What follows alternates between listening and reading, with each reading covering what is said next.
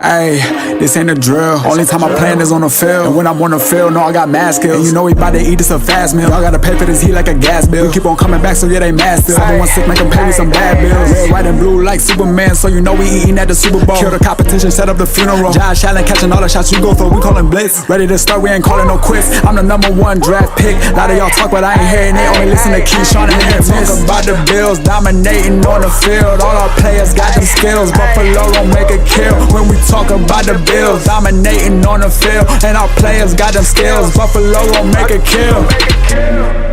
What's going on? Welcome back to another live episode of the Podium podcast, home of the all truth, no sodium takes. I am your co-host Aramis. Melly Mac. Can y'all hear me?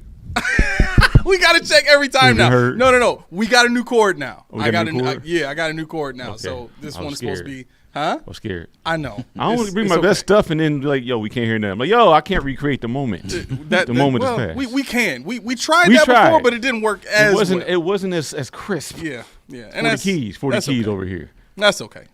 We get there. Eventually, we get there. We in the house. Yeah. So, all right. Well, listen, I'm going to throw a curveball your way, and I want to – I'm not? Nah. I know you long enough to know nothing's out of the realm of possibility. You just the Dodgers around here hitting everything. Okay. We haven't done this in a while, but I'm going to open the floor up because we need to get the stuff we heard. We do. Yeah, I figured that. It's been a while. What do we have, fellas? Okay. So, I couldn't help but be intrigued by Keon and Khalil's post-game interview. I mean, it was just night and day, was it not? What do you mean night and day? You had one guy sounding just like he's supposed to sound, and one guy talking about. He said the S word like 6 times in the interview. Yeah. He said something about hitting the schmees. What Sam will say, he hit the schmees on him. Then the other guy's talking about we got to put in work for the week, get back to the lab and prep and all. Ken ain't care nothing about that. Nah. Ken was over there like, yo. I mean, it was. I don't know if it was a one-handed catch. I don't know. What do you mean you don't know? You don't know.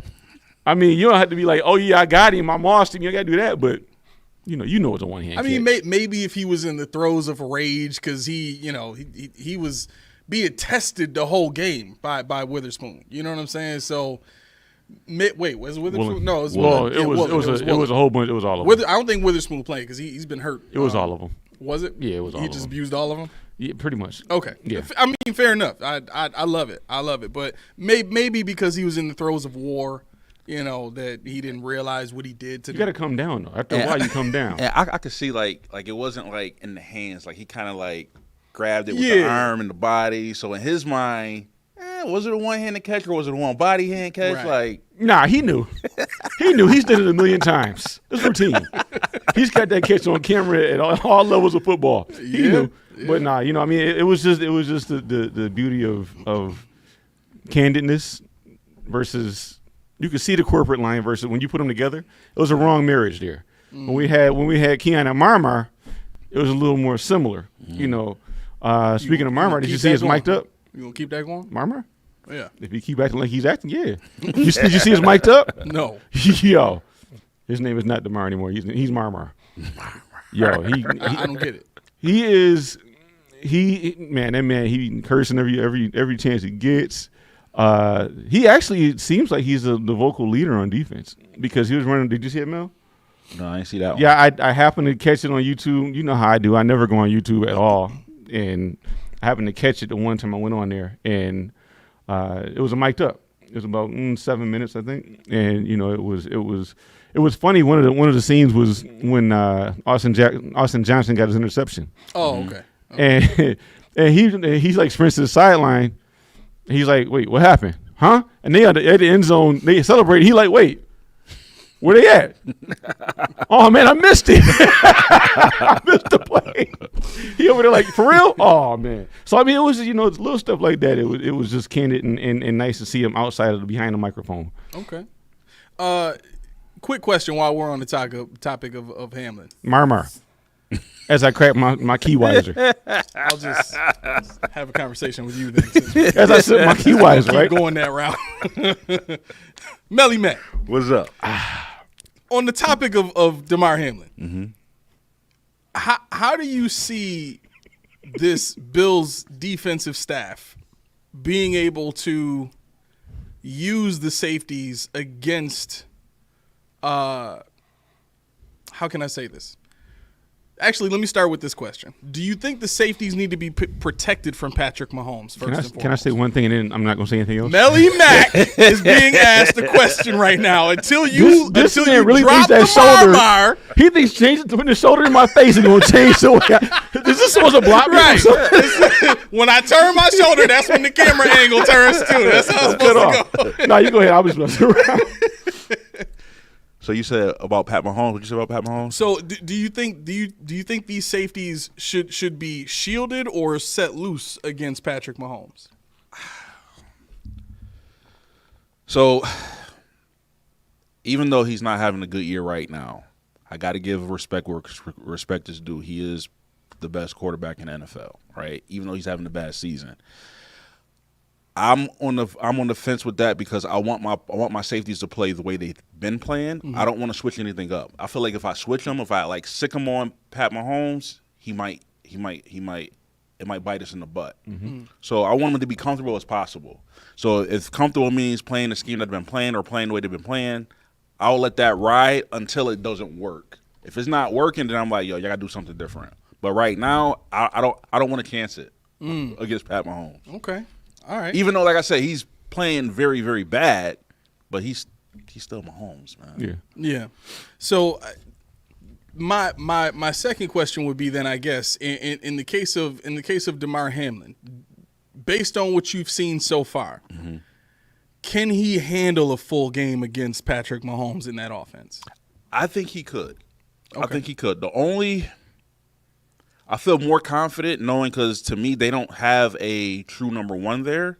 Like I know D-Hop's there, but he hasn't been acclimated to their offense yet. And he's not the same D-Hop, let's be honest. Until he's like got that connection with Mahomes and he's like the guy that like to me it's just Travis Kelce right now. So I'm not really worried about the passing attack per se.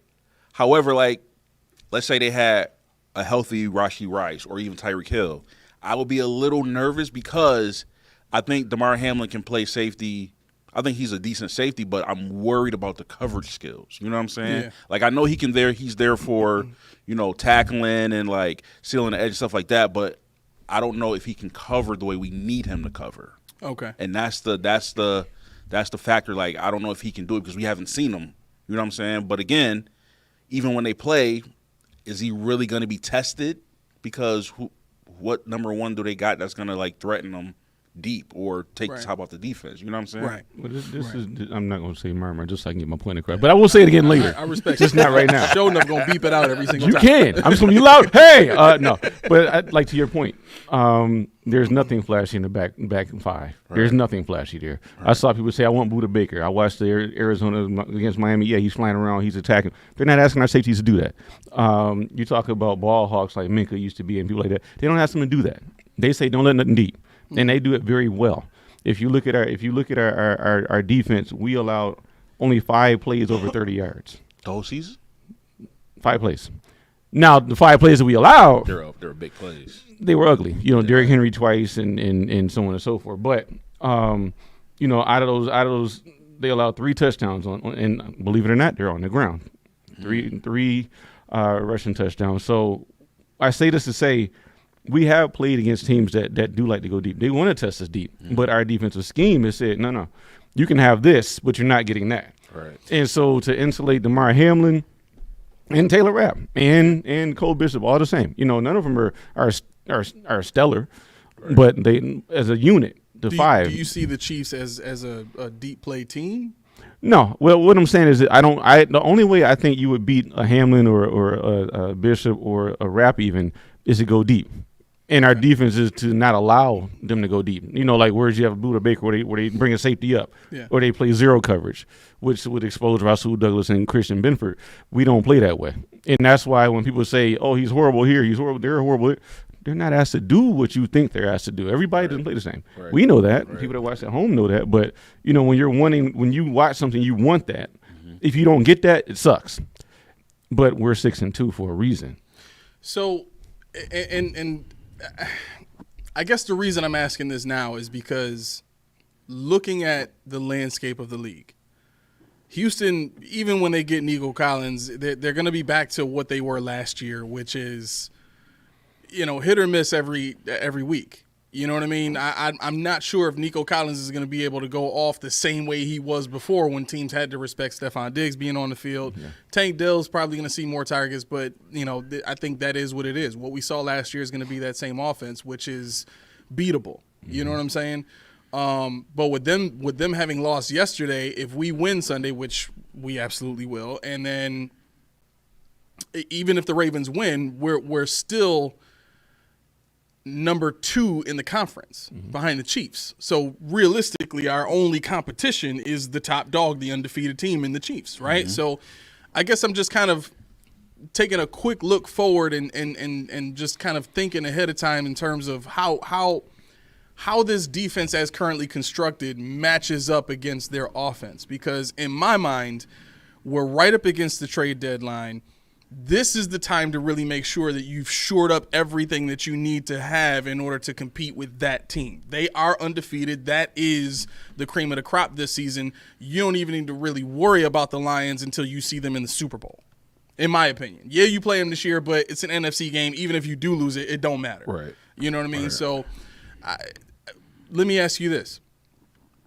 In terms of what we know to be the biggest issue with our defense over the last few years, which I think everybody has to admit has been better this year aside from the Ravens game, is our run defense, right?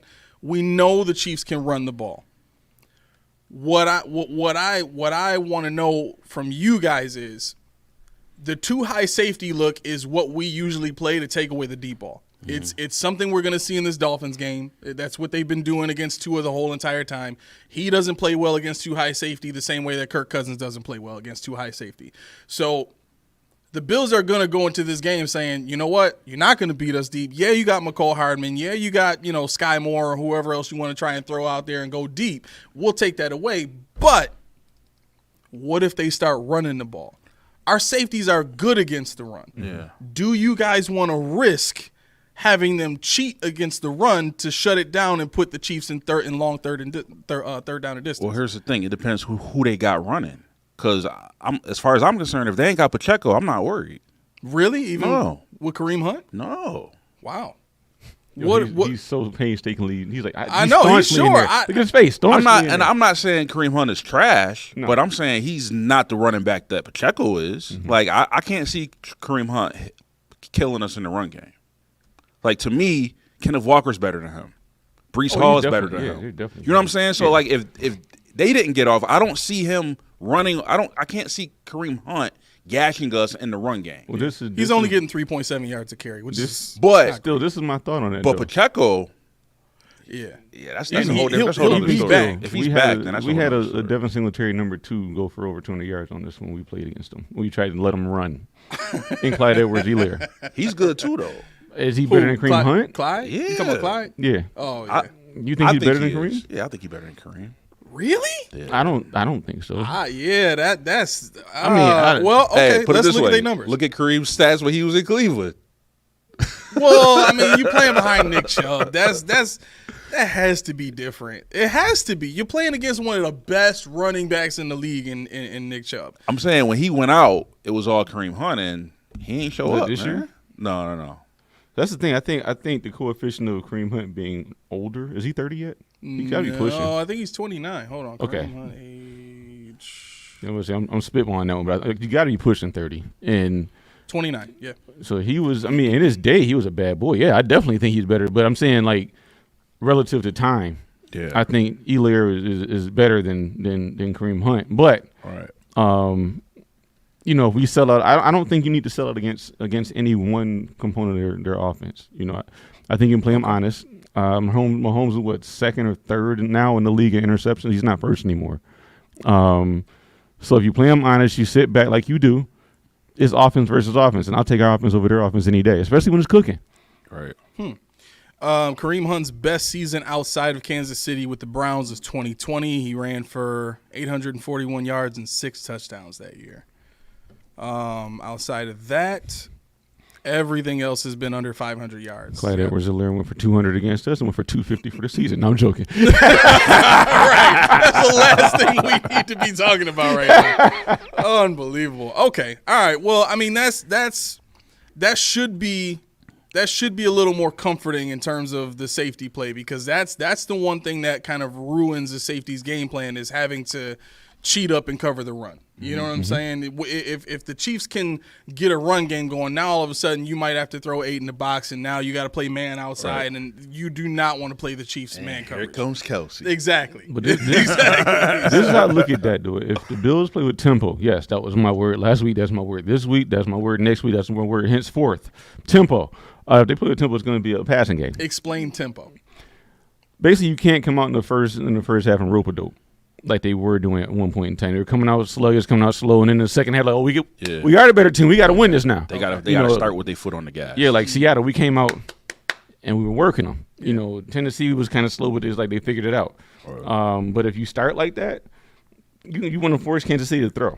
Even though it's Mahomes. What do you think that could be? The slow starts, is that game plan oriented or related? I should say. Is that just you thought you were going to get something different? Like what do we think that is? So, a lot of it, I believe, has to do with Joe Brady constructing his offense, thinking that what are the defense going to attack? What are they going to do? Because basically, it's all about counterpunching. Yeah. Like if I'm an offensive coordinator, I'm going to have my game plan.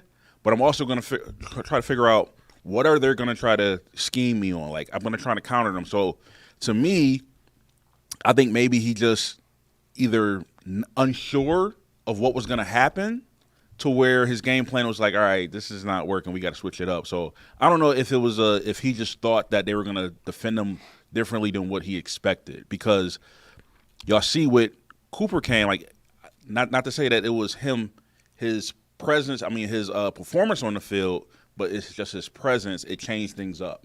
You know what I'm saying? So I think it's a lot easier for Brady to scheme because, well, this is what I got out there. Who are you going to defend? You got to pay attention to this guy so I can scheme these guys open. You know what I mean? Okay. Key, what you think? Not gonna like my answer, but I really attribute it to Josh, because if you look at, like I said, every week, those throws have been there. It's like after the second half of the Titans game, he's like, wait a minute, they are there. So it's really like Joe Brady sat down and said, he was your guy. That was your guy. Let's switch how you look. Let's switch how you read the field. Let's switch how you operate. Yeah. You know, I really think that there's nothing special. I watched the All-22 back. We had somebody comment on the show last time. I'm assuming I'm bugging because Cooper changes the landscape. He's the true number one. But I watched the All-22, and neither one of them teams gave a damn about Cooper. They really didn't. They single-man him the whole game. Mm-hmm. They didn't roll no coverage toward him. They didn't look at him, no linebacker, no nothing. If they weren't playing zone, they took away the middle of the field.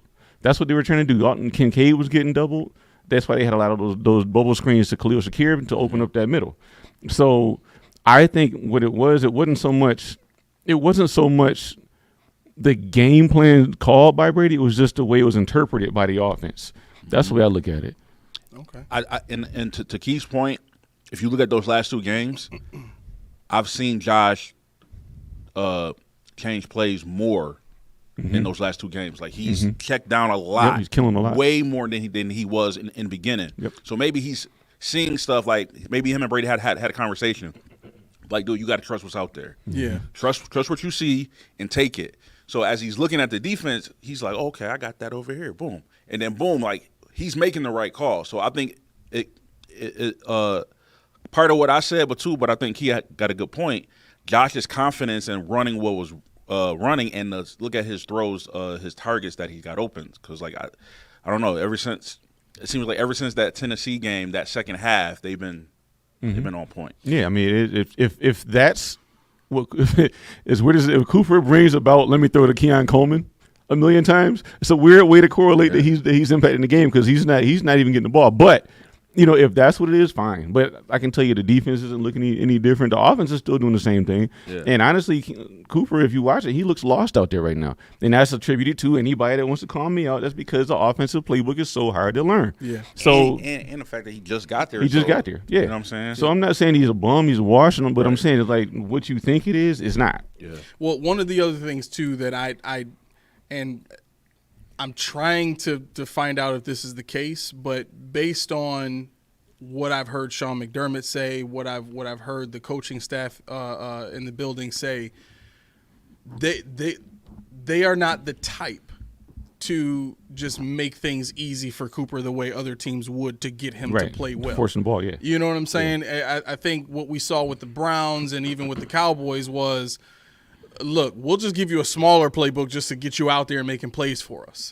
Right. Sean is not like that. Mm-mm. Sean is like, yo, you going to come in here, you part of the team, you do the same work everybody else did to learn the playbook, and then you can get out there. So this might be a case where this investment in Cooper is more so gonna play out and pay off in the playoffs as opposed to what we've usually seen for Cooper. So it's a cultural thing. It is what it is. I mean I don't know if I agree or disagree with it. I may disagree with it if we start losing games because he's not getting the playbook and we need him to be better, or but if it's fine and we run teams out of the yard like we did this past Sunday, then hey, it don't matter. Come play it during the playoffs. Let him sit the rest of the season for all I care. Yeah, I think it's like there is a point to be made about the name.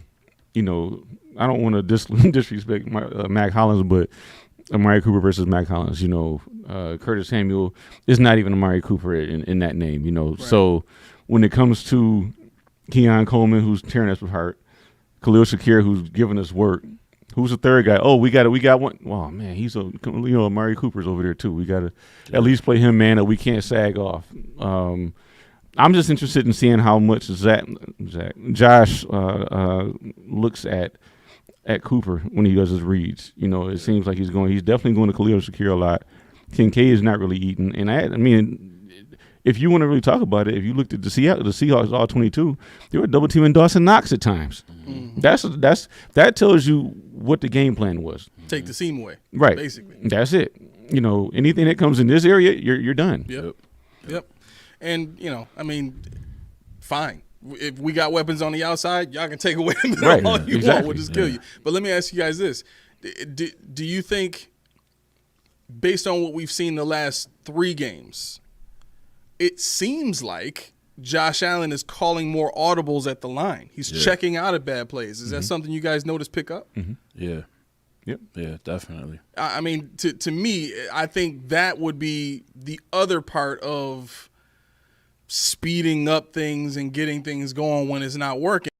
I mean, if Josh didn't have that same freedom, or if maybe he didn't trust himself enough to check out of certain plays, I think it would have to be one of those two things. Either he didn't trust himself, or he wasn't sure how much leeway he had to do it. But either way, what we're seeing now is he knows the game. I mean, I've seen fans say it. I've heard other analysts say, like, and you've even said this too, like, just take the game over. Mm-hmm. Like, what's out there. You know what to do. Just go out and do it. Yeah. You know what I mean? Call the plays if you need to. Yeah. I think it's one of the reasons why fans wanted us to run the K gun again, because when we're in hurry up and it's him calling the plays out there, the Bills are masterful. Yeah. You know what I'm saying? So I don't want to get too far into this particular subject. So let's get back to stuff we heard, and then there's some things I saw in the comments there that I want to address. I promise I will get to you guys' comments shortly. We're going to leave time for comments. Absolutely. Before we do, I don't understand algorithms and all that stuff. So what I suggest, just subscribe. Just subscribe now. and the reason why I say that is because we don't know if we're going to get buried, if we're going to be up to the top somewhere. Yeah, that's so true. If you don't watch every show, that's fine. But at least see what we're doing. We're here Monday and Friday every week, faithfully, twice, 6 p.m. At least one show a week. So, I'm not asking you or trying to plug this thing any other reason besides you obviously like the show. And sometimes you can find it, sometimes you can't. So why not make it easy on yourself? I did a poll. Did you see the poll I put up? I did not. It was a joke poll, but wait, on Twitter or YouTube? No, on YouTube, on our community side. No, I didn't see it. So I said, so which one of these would you rather have?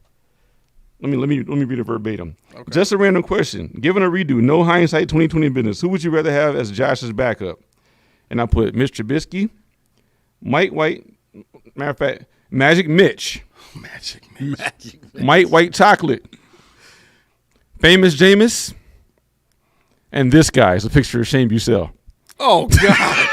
Why would you even do that? Because I put Jameis in there with the rest of the guys we have on the team already. Oh, yeah, okay. So, any guesses of who won? Oh, the fact that you brought it up, it's got to be. It's got to be Jameis. It's got to be. It's got to be. Somebody voted for Mike White. So, I mean, whatever. That's cool. But, yeah, it's Jameis won. Could you imagine Jameis in the locker room giving the post-game speeches? No. Wait. No. Could you imagine Josh giving a Jameis Winston speech? He would be like Joel Osteen. No. He would be just like him with the twinkle in his eye, the gleam in his tooth. It'd be awesome. The curl, everything would be there. It'd be right. It's funny you said that because I just watched a video when he was with Tampa Bay and he was giving a speech and he was rhyming. Yeah. Right? And then after he went through it, they showed him and Fitz on the sideline because Fitzpatrick was there. He was like, hey, your speech was a little long. Yeah. A little long there. It was good, but it was just a little long. you could have shortened that up a little bit. Breezy, just a bit. Everything that happened on Sunday with the Browns versus the Ravens is exactly why I do not want Winston here. Hey, he beat Lamar Jackson. That's why I don't want him here. That is what's wrong with Jameis Winston. Every single time he does something miraculous like that, everybody's like, oh, this dude is so wrong. I want him here. He can suck on his fingers every single day of the week for all I care. I do not want Jameis Winston in this building. Exactly. Yeah, all of that. I do not want him here. He should never be 2 feet near the building at any point in time. Nowhere. It's like what he said, you got to play for each man. Play for the logo on your chest. Play for the logo on your helmet. Oh, we don't have. We don't really have no logos on our helmet. Anyway, he thought like, we ain't got no logos on our helmet, but it's all right. That's what I'm saying. Like you know who he's the perfect quarterback for? Who? The Jets. Yeah, He's the perfect quarterback for the Jets. They have no soul right now. I don't want to play against them. He would will somebody to play though. That's what I'm saying. He needs to be on the worst team. Who's the worst team in the league right now? Probably the Panthers. Panthers? Oh, Let him go to the Panthers. I would like to see that experiment. Listen, I would love to see that that's experiment. the guy that you hired to build up some spirit back in your team right before you go 0-16. Especially if you're young. Right. If you're young, that'd be nice. But I think come out to a 3-0 start, you'd be like, what's going on with the Panthers? And then they lose all the rest of them. But, that's the Jameis Winston experience. We are about to see this next Sunday with him being the full-time starter and a team being able to plan for him to play. Who are they playing this week? I'm gonna look at it. Go ahead. Whoever they playing, he about to whoop them. He about to whoop them. What about the other games where he throws six interceptions? Like 6 what? touchdowns. Yeah, there you go. That's on the defensive stop him. He did his job. Like, just is that what this is? The fact that he get like Laura just said, Jameis gives MLK speeches and it's hilarious. He does. That's why he gets the love. He lives rent free in my head, dude. He lives rent free in my head. Why? Well, one, Instagram got him all over the place. So I guess for me, let's say he had the speeches, but he wouldn't win, then he would just be like, all right, dude, just shut up. Who's this clown? It seems like, I'm not saying it's the speeches, but like whatever he doing is working. But what has he won though? Like, has he ever taken a team to the playoffs? Well, no. Well, here's the thing. Here's the thing. That's what I'm talking about. I don't think anybody expects him to be elite in any terms, but the fact that he's just a really good backup quarterback that, like, I don't know. That's why they show all those offseason workouts where he's like getting hit by all the things he's not supposed to get hit by. He's fumbling over. That's why when they show that stuff and then you go to the sideline and he's willing men are listening. These guys have no choice. They're like, yo, this dude knows something. That's what I'm saying. Like, I would never want him to be my starting quarterback. Nah. But my backup? Absolutely. Sign me up. Sign me up for that. All day long. And I'm starting to really want it because his head would explode. But you know who's wouldn't? Marmar's wouldn't. I can't wait to replace him. Yo, did y'all hear? Do y'all know that Keon Coleman has the as far as coverage goes, he's the number one wide receiver in the NFL who's seen the most man-to-man coverage. Good. They man-to-man coverage him more than any other wide receiver in the league. And he making them pay. Yeah. So now my question is that a good thing or is that a bad thing? Obviously a good thing. But now, for us, yeah. So like for example, we're going against Miami, right? Week 2 to this week, the defense coordinator already said Keon Coleman is not the same guy in week 2. So my question is, do they change up their scheme? Because everybody else been giving them one-on-one. They're like, yeah, you got to prove it. One-on-one, everybody. So now he's been making a name for himself. Do you bracket him? Do you still do one-on-one? Like, what do you do? You can't bracket him. You can't. Because one, what's the linebacker? David Long, whatever, he's bad. Seiler's out probably because he broke his eye bone. Holland ain't playing. Huh? Holland's not playing. Javon Holland's not playing. So you bracket Keon, this is exactly what we want. Everybody eats. Guess what? You take Keon out, we got 3 more dudes like him that can take over. Right. Shakir's went for 100 last game. Right. You know, go ahead and let Dawson Knox get one. Go ahead and let Kincaid get a couple. But if everybody, so let's say that happens, everybody eat but Keon, how does that make him feel? Like, do he think that he's regressing or he's not as good because he started on a good trajectory, now he's starting to plummet? But it's not really his fault. It's because the defense changed the way they're checking him. So, like, mentally, I'm worried about his development. Like, is that going to get in his head where he's don't think that he's good enough or that he's not that guy? Or no, he thinks the game at an all-pro level. Right, his approach, and we've talked about this several times. His approach to the game is it's a number one wide receiver's mentality. How serious he takes it, him wanting to know what everybody's doing. These are all things that he said before in interviews. That speaks to a mentality to have a complete understanding of how he can affect the game in general. Right, so I think he's smart enough to know, football at a certain level to where if he's seeing himself being double covered. Listen, y'all could double cover me all the time. If it's getting my boys open, right. that's on y'all. So y'all want to keep double teaming me? Yeah. Y'all got boys over there. Y'all need to cover. Now what y'all gonna do? Right. I think he would take it that way. Oh my God, I'm sorry. I was gonna say, obviously, what also goes with a number one receiver's mentality is, I got to learn how to beat double coverage and get open anyway. Right. And I do think that's something that Keon has is he'll figure it out. I mean, he's been figuring it out this whole time. You know what I'm saying? Like, yeah, y'all can play me one-on-one. Yeah, I can't run the cleanest routes, but I figure it out every time I score a touchdown on y'all. Right. You know what I'm saying? I was just going to say, as a obviously basketball player, same concept applies. If you're double teaming me, you fear me. Yeah. So if I don't have any catches because they doubled me the whole game, they feared me the whole time. So that confidence is like, I'm that dude. I'm that. Y'all already see what I can do. Me. You already see what I am. I got all the other dudes, but y'all worried about me. Right.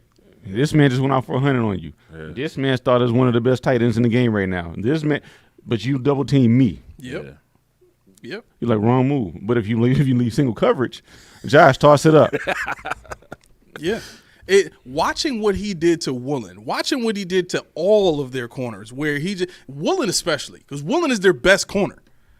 He bullied Woolen the whole game. The block where he just pushed him down and just pointed at him. Like, but the way he did it was just like, it's nothing. It's nothing to me. Right. This ain't nothing. Right. I do this every day. Like, I would run through a wall for that. I feel like he was playing chess. Because think about it. The first altercation they had, he got Willem beat him. Yeah. And he was like, okay. After that was it. Right. Like, I don't know if he told his tale, like, this is how you play or this is how you going to play me. Like, I don't know what it was, but it was like you just hit a switch. He was like, oh, okay. And then he just went beast mode on him. Yeah. He would run through a wall for Keon, but he won't run through a wall for Jameis. Come on now. Not at all. Come on Not now. the second the second the fingernail touches the lip, I'm out of here, y'all. I can't play. How about you ain't eating W's? Nope, y'all on your own. How about this man ain't eating W's? Quarterbacks, y'all running backs is on your own. Coach, sit me down. How about Jameis? Pass me his W, man. Pass me his dub. You know what I'm gonna be like? Like on Key and Peele, where the dude was watching for the pelvic thrust. As soon as that nail, I'm gonna be right there watching that nail hit the lip. As soon as it, nope, I'm done. I'm gonna take me out. Sit me down. That's it. Anybody want seconds? Anybody want seconds? Because I'm about to get that second dub. He gonna be doubleless. Okay. The only reason he is going to have success the rest of the season is because the team around him is so great. And the sad part about that is he had a very similar situation his last season in Tampa and couldn't stop himself from throwing 30 interceptions. He had the quarterback whisperer playing with him and could not get him to throw less than 30 interceptions. If Bruce Arians can't get him to play well or be consistent, the only other person in the league that I can think of that might be able to do it is Andy Reid. He's not getting nowhere near Andy Reid. He was consistent. What?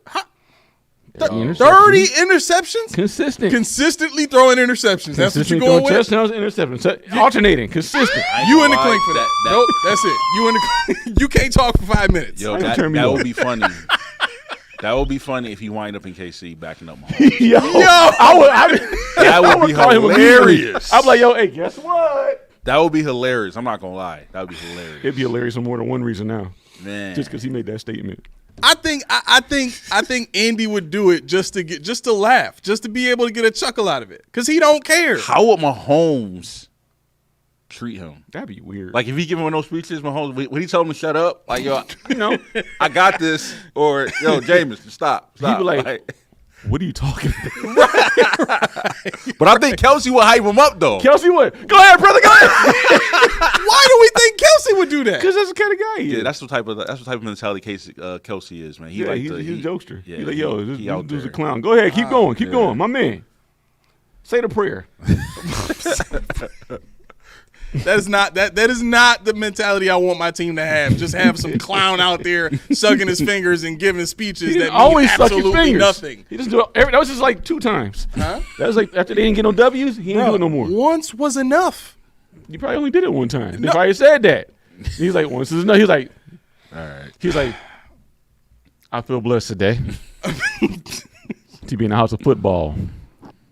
You can't win them all, but we stood tall. 30-second clip. Where your microphone? Again? How does this keep happening to me? Way down. I jive turned you way down. All right. Moving right along. What else we got in stuff we heard? That's gonna be bad when I got stuff, right? Huh? You turn me down, but I got stuff.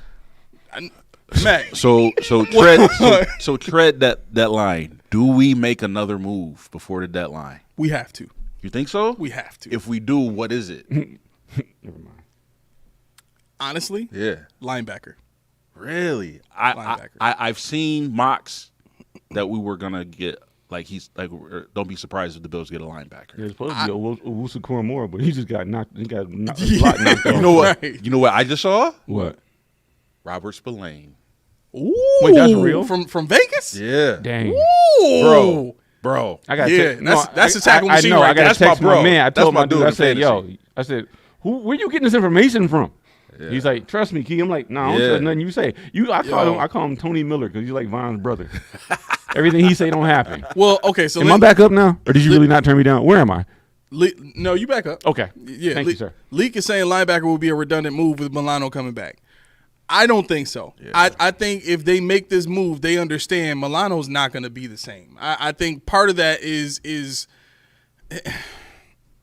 do you mind if I just jump into the okay. So part of the reason why I think it's got to be linebacker is you have one linebacker in Matt Milano who has not played a full season since he became a starter.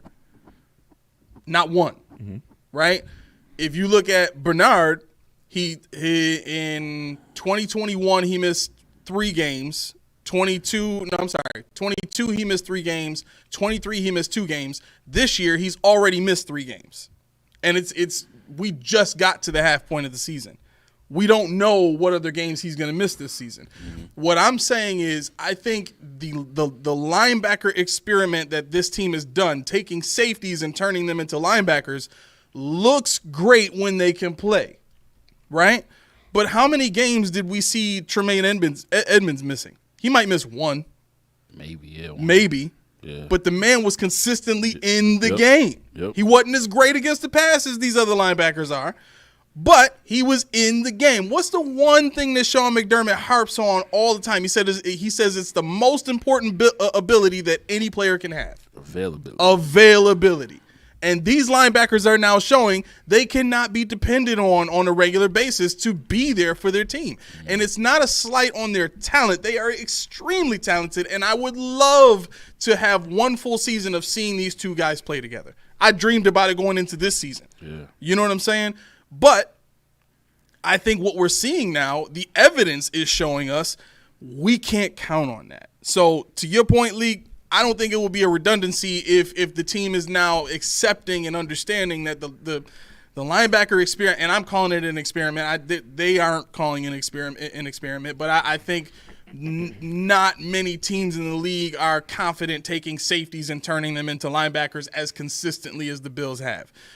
Anyway, with that said, I do think it's got to be linebacker. If you want to really not have to count on Matt Milano coming back, and you want to save yourself from the inconsistencies of a Dorian Williams, you plan on Bernard coming back, which is fine. You know what I'm saying? Because none of the injuries that he's had so far are terrible. Right. But you plan for him to come back. You still got Balen Spector, who's played well in Bernard's stead, and you go get another linebacker to play alongside Bernard when he comes back healthy. You know what I'm saying? To me, that shores up the defense in a way that would matter more than going to get another safety or going to get another pass rusher. Would it be great to have Myles Garrett on the team? Yeah, but again, if a team is double or triple teaming, Myles Garrett or running at him, which is another way you can mitigate the pass rush, you have to worry about your linebackers getting swallowed up in this scheme. You know what I'm saying? And I think Spillane's especially is one of those guys where he a banger. Yeah. You know what I'm saying? And I would love to have him on the team. Yeah. The other thing I saw, I got to check with Keyshawn with this. Khalil Shakir, next year is his last year, correct? What if so right now his numbers is looking good. What if he put up like good receiver numbers and he wants another contract? Would we be able to pay him what he's worth? Yeah. Would we? Yeah. Do we know what his worth is right now? Let me So check. basically, they're shopping around, and his number might be like 22, 23 million. I don't think we got that. We got that? Easily. Yeah, easily. You got to remember, after next year, as long as we don't do anything else crazy, Yeah. we're good. So, and it's not going to be all towards the cap. You got to remember, some of it doesn't go towards the cap. Right, that's true. You spread it out however you want. Right. 5-year contract, whatever you want to do. Yeah, you can easily do that. Afford to Because take I those think here. being the caliber player that he is and what he's been doing right now, like he leads the league in, was it targets per attempted per catch? Like he has the highest percentage right now. Yeah, it's Was it 97, something like yeah, that? catch percentage. Catch percentage. He has the highest in the NFL right now, right? So okay. my thing is this. You gonna want to get paid, man. You know what I'm saying? Like, can't. And I would be pissed if they let this dude go. You want to hear what his market value is right now? His market value I'd His say market 30. value. 30. can't be that high. $18.3 million annual salary. Right That's it? now. They're looking at a 4-year, $73 million contract for Khalil Shakir. That's his Immediately. value right now. Immediately. You would do that right now? Immediately. For $18 million a year? Immediately. I mean, there's other lesser wide receivers who It's- making more than I him. wouldn't even That's blink- I wouldn't number even 2 money. blink So an eye. he would have to like that. I wouldn't even blink an eye. Yeah. You can't pay him $18 million with what you're going to have next year. What do you mean? When we looked at the numbers, and this was just if we got Myles Garrett. When we looked at the numbers, the only way to get that $19 million that we talked about having with Myles Garrett here Well, was that's if on we top got of- rid of Greg Rousseau. Well, that's on top. Well, you got to remember, like I said, if you're gonna extend the guy or re-sign him, you can structure however you want. With the Myles Garrett contract, that was just us trying to build as much as possible. We didn't have to get rid of Greg Rousseau, but he was redundant at that point. That's why we were like, let's trade him, get rid of him. While we still have that, because our thought was, what could we get for him while it's hot? We could have easily kept him and got Myles Garrett and been fine. I think we still would have had like almost $10 million. So, if you're talking about Khalil Shakir, the way I'm thinking, I value Khalil Shakir as a number one. Yeah. Right. And if McDermott and Bean wake up and their scouting team wakes up, guess what? You draft somebody. Cost control contract. But we have what, 10 draft picks right now? something like that. We have 10 a lot. or 11. Yeah, it's close to 10. With those draft picks, we would still have almost 15 other positions to fill after those draft picks, with only $10 million to cover the draft picks and whoever else we sign in free agency. You're still talking about 20 some odd positions, over 20 positions that you have to fill with $10 million right now. That's when the roster gymnastics happen. The salary cap gymnastics. It can be done. So I mean, that's it. It really sounds daunting, but are you talking about like restructures and stuff like that? No, you really don't do that. It's not when you're extending somebody or when you're re-signing somebody. It's not as hard as if we're just bringing somebody along for the ride. You know, we were talking about guys that were making in excess of $20 million and stuff like that. When we were talking about who could we bring in to help the team immediately. This is, you're talking about 10 guys, which is that will put us at how many guys do we have? Let me look real quick. We have 45 guys on the roster next year. Okay, so next year, if we do nothing right now, 45 guys. You got 10 more draft picks. Easy peasy. We have $10 million in cap space right now. So if you give Khalil Shakir $18 million, we'll say, you can make his cap number $4 million next year and then go on from there if you wanted to. So, I mean, you could do a whole bunch of stuff to make this work. Watch this. What? Keep on. Go ahead. Finish. I'm I got you scared now. Go ahead. I know you're scared. It's okay. No, I'm not scared. It's all right. But you can make it work. You can, huh? Mm-hmm. You can make it work? Mm-hmm. Okay. So how about when we were talking about in the offseason, all those players that we were talking about, man, why we don't sign him? Why we can't get him? Why we can't trade for him? Because we can't afford it. I just told you why, though. I just told you why. Because when you're re-signing and restructuring, re-signing and extending, it's different than bringing somebody in their contract along with them. You can't trade. I get it, but essentially the back end of that point is still the same. Essentially, they work out different ways of structuring contracts fit this contract. You realize in 2024 we had no money, right? Next year we have money to use. We had no money this year. What do you mean no money? We didn't have any money. We obviously did. For what? One-year contracts? For Curtis Samuel? One-year contracts Curtis are more detrimental to a team than that's why Curtis Samuel has a 3-year contract with really a 1-year contract. No, I get it. Because they put a whole bunch of void years. When did they spill the money into?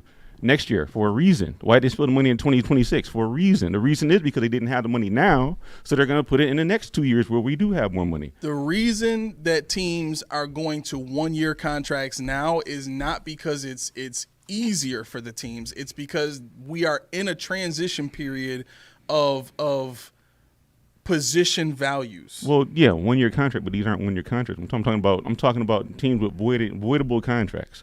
The reason why the only reason they could sign a Curtis Samuel to $8 million deal is by spreading it over 3 years. He would never come to Buffalo for what Mike Edwards signed for. But the voidable contract is just as detrimental to a team as a 1-year contract is. It's worse to me. Well, yeah, I agree. Mm-hmm. To me, it's a little bit worse, but they're both bad for a team. And looking at what Von Miller has left on his contract in voidable years and what MVS had in voidable years, like that to me is like, how can you, to me it's throwing away money essentially. Like I want you to come play for my team and I'll give you what I think you're worth. And if you like it, cool. But I don't actually want to commit to you for 3 years. I just want it to look like I do. Well, so what I'll do is I'll give you a consistent amount of money over those 3 years, but the last 2 years of that contract, if I want to get out of it, I can if I don't like you. No, because of voidable year, you don't have them. They're not on my team. I'm just paying you. So I have to extend you for you to be a part of my team. So if on a voidable year? Yeah, you're not on my team. You're dead cap. So if I don't extend you, you're gone, but you still pay. You still cost against my cap. So why even add a voidable year? I just told you. Because they can't afford to pay him in 1 year. So like Mike Edwards signed for league vetmen, and he said 1 year done. Fine. Curtis Samuel said, no, I want, we'll say $20 million. Bill's like, we want you, but we can't do 20 mil. How about we do this? We'll give you the money, but we'll spread it over 3 years. So it'll hit us for the next 2 years, but you're not on the team anymore. Like Jordan Poyer. He had voidable years. We're still paying Jordan Poyer on the cap. per se. So that's what this is going back to what you said though. And I'm not trying to like checkmate you, but when you said why did I say last year? Because I wanted this situation now for next year. Now we have him. Now we restructured $1 million people. We have nobody else to restructure.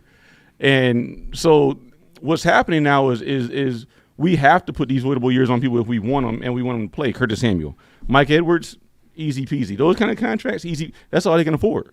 But they can't get talent with that. Right, but I would have preferred to have the $10 million this year as opposed to next year. I know. You know what I'm saying? Because next year, there's so many. Half of our team is going to be gone. Like literally half the team. Why do you think I was like pulling my hair out when everybody said restructuring and voidables? Because that's all restructure is, add voidable years. And I'm like, no, you got to pay the piper. And the piper, I wanted to reset because I thought 2024 was going to be a reset year.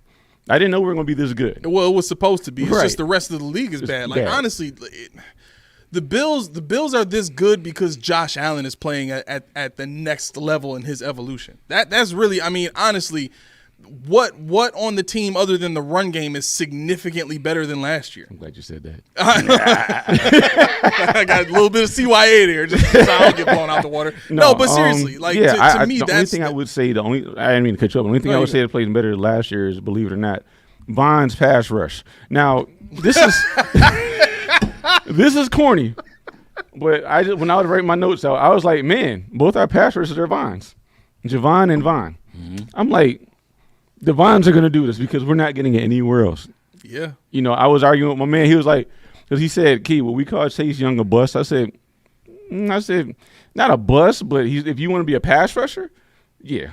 But I said, but if you're talking about like a Rousseau, he's like, what is your beef with this dude? I said, I don't have a beef with him. He's just not a pass rusher. Except for the fact that Epinesa is leading the team. I mentioned that. He said, damn. He like, you just saw me. I didn't see him, but I was talking to him. He was like. But I do remember they did take a couple sacks with him for a penalty though. I was still wondering what Rousseau? Yeah, he had that one. I think he had 2 sacks. I think if without penalties, he would have 2 more sacks on his. I don't know if it's penalties because the one, well, maybe, but the one that I'm thinking about distinctly on the broadcast was a Seahawks game when Geno got stepped on. They said that was Rousseau's sack. The one where he got his foot, right? Yeah, the 4th and 1. Yeah, but it's not in the stat sheet. It should have been his. Yeah, I thought that was him. Yeah. So, and then there was another one I think that was taken away. I'm sure. I'm sure.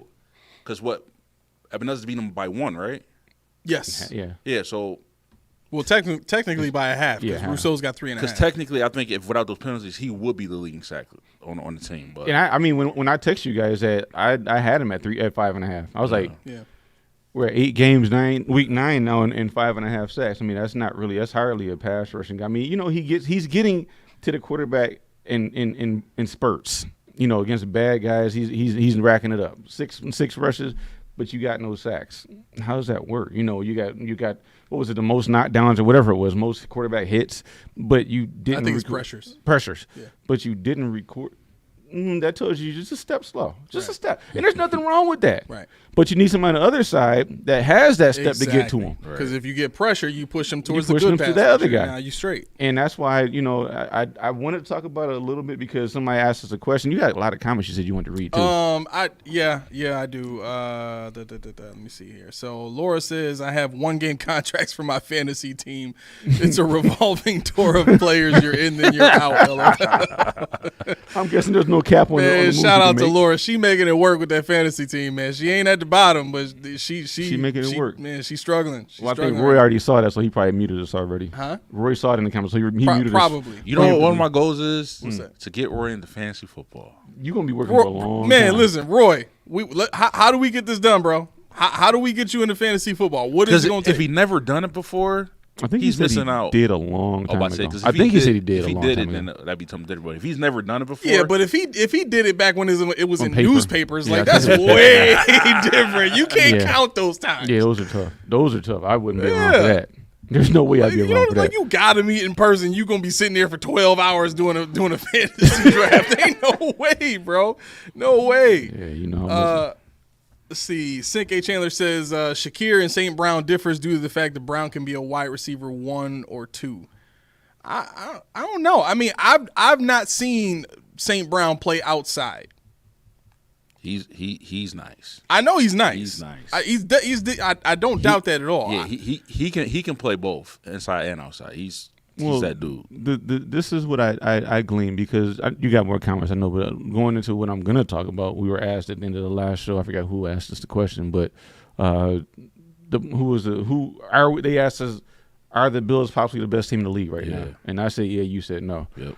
So I wanted to get into that, just not right now, but for just a little bit. But go with the comments. Yeah. Okay. Laura says, isn't it funny how some players are super injury prone and others aren't? It's not strength or conditioning either from what I see. Bad luck? Don't know. Sad though. I think for the linebackers, there's the body we develop is built to carry the weight that it's built to carry. If you are a safety build, if you come into football and you've been playing your whole career, your body is used to playing a certain position, and then you get put into another position where you now have to add weight onto that body that is probably in its prime. It's only downhill from that point, right? And you start putting weight onto that thing and adding extra responsibility and extra, contact and stuff like that. As a safety, you don't really see that much contact. You're the furthest player away from every play most of the time. And as a linebacker, you're right in the middle of it most times. So to go through that transition the way that Bernard has and the way that Milano has in a pass-first defense like we play, yes, it's the utmost beneficial thing that you can have in a linebacker, but you got to keep in mind the toll that's going to take in a safety being put into a linebacker position. Matt Milano, when he came in the league, did not have biceps like that. He was not built that way, and neither is Bernard. And I think to a degree, Milano realized in order for me to be more effective and be less hurt, I got to put more weight on my body. It's the same exact thing that we watched James Cook do, and then what happened? He realized, I can't keep playing with that weight. James Cook took it off. You know what I'm saying? And I think Milano's probably at the point where he's realizing he's going to have to take it off. So I don't know. What do y'all think about that? Because to me, that's the reason why the linebackers are suffering. Well, I would call that Greg Oden syndrome. I was looking at pictures actually of Milano at Boston College while you were talking, and I think his senior year he really bulked up. Mm-hmm. So he must have been planning to make the transition to linebacker in the league. Mm-hmm. But yeah, before that, he wasn't big. And I know, from personal experience, I throw my picture around of my senior year in high school, or no, my junior year, where my arms were about the size of the straw here on this cup, and and I was probably about 6'6", 168 pounds. But then when I went to college, when I met you, I was 190. I thought I was a big dude, but T told me I was not a very big dude. And then when I started playing football, I got 260, 270, 280, and up to as far as 320. But 320 makes your body hurt. I haven't jumped for real in 15 years, and yeah, it's hard to do the things that like you said, that your body is meant to do when you're at an abnormal size. Now, does your body adapt to it? Sure, but that's when you get slower. Mm-hmm. And I think Milano, I don't want to say it's genetics that he keeps getting hurt, but when you think about it, what happens when you use PEDs and stuff like that? You got to come off it. Look at Sean Merriman. What happened? Yep. He fell apart. Yeah. All his injuries, soft tissue injuries, bone injuries, this, that. And that's what we're seeing with Milano. Yep. So I don't want to say he was using anything in college to get that size, but it's trending that way. It seems like it. The way his body's breaking down, it does seem like trending that's the route that I was going to go when she said look at the injuries, because I'm not just looking at Buffalo. I'm looking at the injuries across the NFL. I think it has a lot to do with the medicine, because you figure back in the day, guys played, but they played hurt, and we knew they were hurt. Mm-hmm. Now they're giving them stuff to where, you're good, where they don't feel the pain, so they're playing like, okay, boom. Mm-hmm. But then when they get hurt or when they get boom, like the injuries are, to me, they're more, as far as time-wise, they're more serious. Mm. Like you look at like Run CMC and all the Pacheco, like all these top-tier players are getting hurt. Like crazy quarterbacks, wide receivers, running backs. Like there's a ton of slew of wide receivers and top players that are getting hurt. And I think maybe because it's the advanced science and technology that we got, where we can give him this, he'll be fine. But at the end of the day, you got to pay the reaper in it, and it's costly. Like you fill me up with all these medicines and all these meds so I could play, but when I get hurt, my body don't know how to react to it. You know what it is too when you compare them to the old school. You know what's different? The CBA. They used to be wearing pads in training camp. They used to be two-a-days. They used to be so they were getting hit all the time. Right. You know, these guys now. You see these guys and look at the speed. They're fast. What's that mean? Yeah. That means way they're faster. they're so much faster. Yep. But their bodies aren't built as thick as those guys because those guys were lifting weight. Them dudes was thick. Yeah, and so you didn't see all these cuts, and Nope. they were just huge. Yep. You know, so I think that lends to a lot of the way they're composing bodies now. It lends to the way that they're training people. You know, sometimes you got to go back to the Ivan Drago workout where you're lifting cement blocks and stuff like that. Right. You know, everything can't be done on the Stridex machine and all this nonsense. You have to sometimes use the old tried and true. Yeah. Back to our original conversation about the safeties. Y-Town's King says, a new safety doesn't beat the Chiefs. Coaching better in the playoffs beats the Chiefs. I agree. I mean, it is what it is. I agree. Super Promo says Pittsburgh is still 6-2. Also, in the talk about conference record, that is very true. So, for some reason, I want to say I think Pittsburgh would have to be behind us because they were already behind us in the standings. But I'd have to see what that looks like after this week because that may change with their who did they just beat? Pittsburgh. Who did they just beat? They played. It was a team. It was a team I wanted to win too. I wanted them to beat the Pittsburgh played Steelers. Steelers Played the It Giants. was the Giants. Right. that's right. Okay. So yeah, that was an NFC team. So that didn't really matter that much. Yeah, their conference record might be worse than ours, but we also lost two AFC teams too. So Yeah, like they beat the Falcons, NFC. They beat the Broncos. They beat the Chargers, NFC. They lost to the Colts. That's an AFC team. Chargers are AFC. Yeah. They lost to the Colts. They lost to the Cowboys. Beat the Raiders, beat the Jets, and then beat the Giants. Raiders, Jets. So they might be tied with us because who did we beat? We beat Cardinals, then we beat Dolphins, then we beat Jaguars. There's a black dude. I've been trying to figure out who we played for the longest time. I couldn't remember. It's been a black hole of who we played. Then we lost to Ravens, Texans. Then we beat who? Titans and Seahawks. Titans, Jets. Yeah, so that's 4 AFC Jets, wins. Seahawks, yeah. And then Seahawks. Yeah, so our record is tied right now. And then too, the Steelers' schedule is they get tougher just like ours do. So they still got to play the Ravens twice. They got to play the Browns twice. They got to play the Eagles. They got to play the Chiefs. They got to play the Bengals. Like they got to play the Commanders. Like they got a tough schedule. So I think if the conference record is tied, doesn't it go to point differential, like margin of victory, or is that? Hold on. There's too many things. You want to try to look that up? I know AFC opponents go first, and then it goes from like teams. But after that, I don't know what they go for. So, like for example, if we played the same teams and you beat them or you lost to them, you'll win that tiebreaker. Yeah. Okay. I get what After that, I don't know what it boils down to. Okay. All right. Thomas Staples, what's going on, my man? He was the first dude in the chat. Sorry it took so long for us to get back to you. He says, how y'all feel about this Dolphins defense versus our offense this time around? Bro, their defense is banged up.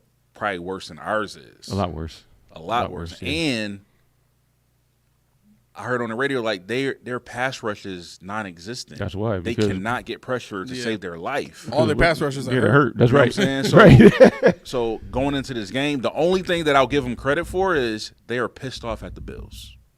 They gotta be pissed off at the Bills, right? Secondly, at this point, what do they got to play for? Like they're down bad. Like honestly, like I can't see them.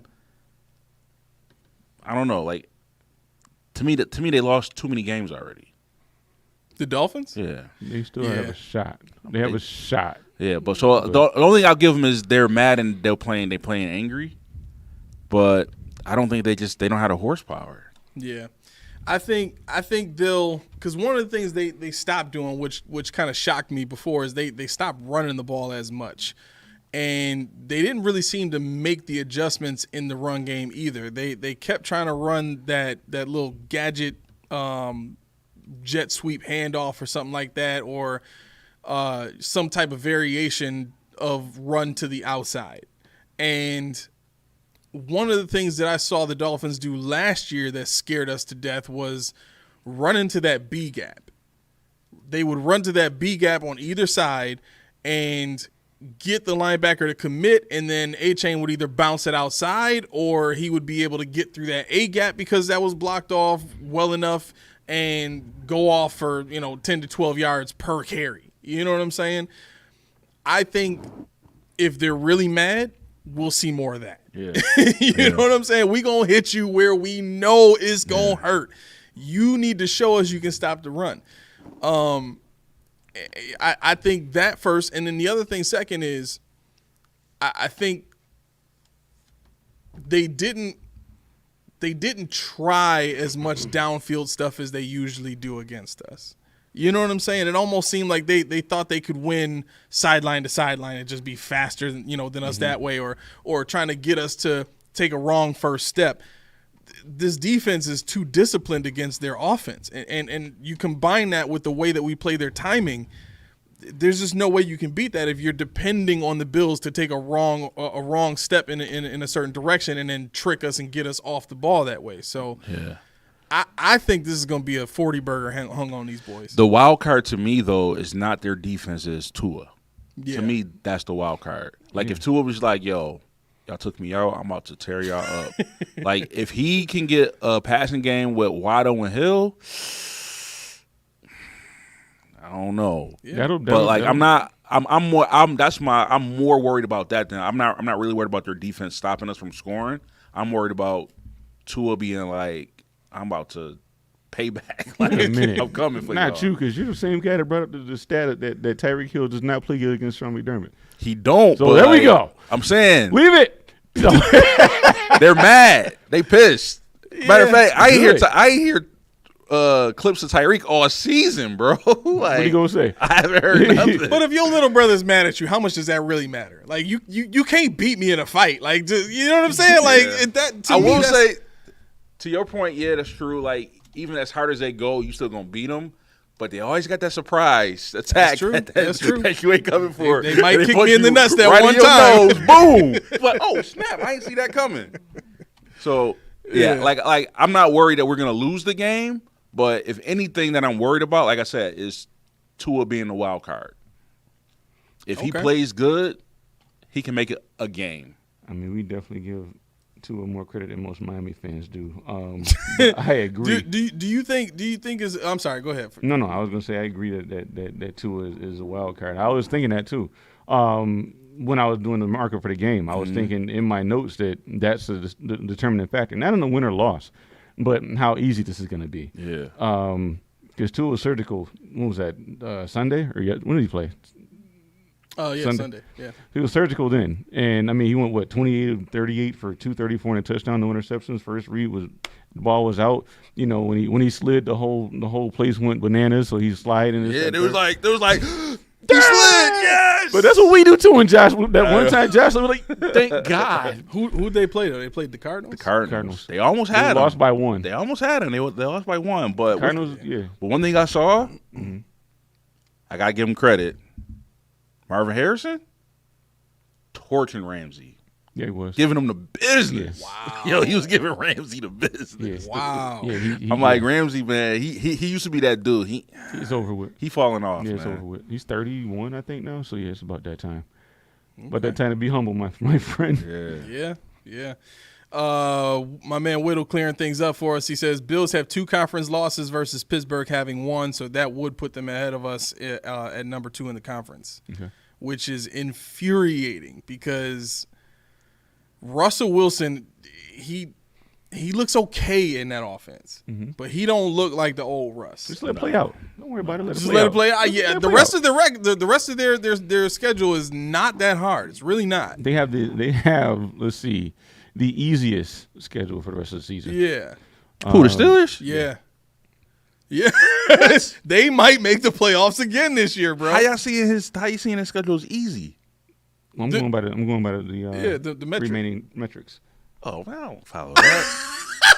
Man, this man want to recreate a whole PFF. So him do all it. right, so let me explain. Let him have it. The metrics to me is like playing fantasy football and they give you the projected scores. They're never right. You're right, because I always lose. You know what I'm saying? Like they're never right. So I never. You lose for a lot more reasons than that. I never go off the projected. Like I'm looking at the schedule. Like one, they got to play the Ravens twice. The Ravens are not a chump team. So that's 2 hard games right there. Then you got KC. Then you got my man Jameis. Famous You got Jameis? Jameis now. Then you got the Bengals again. Like I don't see I don't see an easy team left on their schedule. Famous Jameis. Yeah. I mean, like I said, I'm not whatever. Like I don't go by that. But like from what I'm looking at, I don't see an easy team left. Yeah. No, I agree with that. And they got the Eagles yeah. and the Commanders. Okay, we get it. No, Well, the funny part is if you look on fantasy football and you look at the schedule there, it's green, gray, green. Actually, no, ain't I'm no sorry. reds left. I'm sorry, you're right. They have the hardest schedule. You're right. They About have to the say, hardest yeah, schedule. but They have the yeah. hardest schedule? The hardest. I'm Ain't sorry, no I read way it backwards. It's the easiest. They played the 27th easiest. Okay. And they have now the hardest. Okay. If you look on, hold on, I'm gonna prove it to you. As a matter of fact, You ain't hold got to, on. because I don't know any. I'm just going by what to sit on my Let me screen. see. 1, 2, 3, 4. Yeah, that's 5 playoff teams. Yeah, let them play out.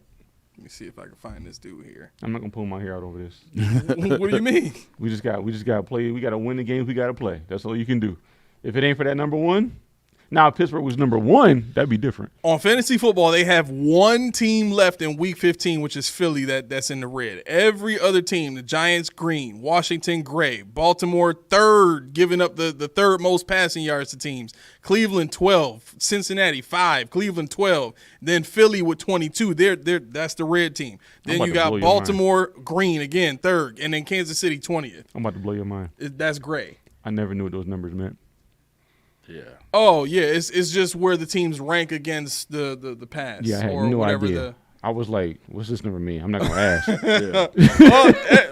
There might be others like you out there. You know? So y'all just learned something today. That's what the numbers in Yahoo Fantasy mean. Because put it this way, Keyshawn, case in point, in DraftKings, if you pick Kenneth Walker against the Bills, it was green 31. Mm-hmm. They were the 31 worst against. So Yeah. you saw the outcome was right. Mm-hmm. So that's what I'm saying. I don't go by the projections because to me they're never right. Yeah. No, yeah, they have Pittsburgh at 85% chance of making the playoffs. Yeah, they have the Bills at the 12th hardest schedule coming up. Yeah, so they have 12th hardest, but we're 96%. We're tied for the best. We're second in playoff chances, and we're tied for the first in win division titles. So we're tied with Kansas City for that. Laura says, I think yo boy Marino said Miami hasn't won in Buffalo since 2016. I mean, I think this is going to be a party. I do, bro. I think this is going to be a laughable time in Buffalo, picking on poor Tua and the Dolphins. Listen, no disrespect to what Tua has built himself there in Miami. Yeah. He's the only reason that offense can do anything right now. Yeah. But if you are – see, I struggle to say limited because, I mean, like, let's be real. The dude led the league in passing yards the year before. Mm-hmm. But when you can only do that a certain way – Right.